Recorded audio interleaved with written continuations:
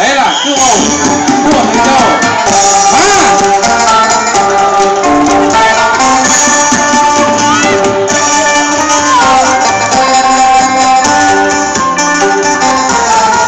ที่คุณมาวันวาเลนไทน์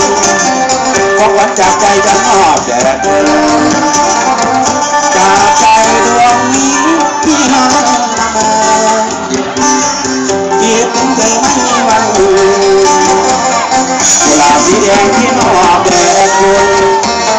เพื่อเป็นไออุ่นยามคุณมาพบฝากใจกระซิบหัวใจเบาเมื่อยามคุณเก่ามันคงผ่อนคลายสายวันที่14 กุมภาพันธ์นั่งจำนำเธอใจเหลือไม่มากไม่ซื้อยังคิดต้องทางเงานั่งคุยกันเต้หัวหนึ่งฝันหากิ้งอีกนะนั่งจำได้ก็ลืมแล้วบ่ถามเธอคือก่อวันหนักไทยหัวใจที่หน้าไม่นานเวลาซื้อแดงมาแล้ววาลินไทน์คงจิตของพี่สบายคงจิตของพี่สบายที่เป็นกระต่ายไม่ต้องต่อยอน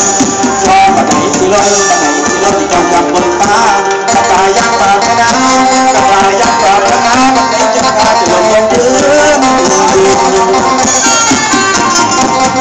สิ่งที่มีขอคอยต่อไปแต่มันก็ไม่ให้สิ้นความหวังกุหลาบแดงเจ้าเอ๋ยขอเจ้าจง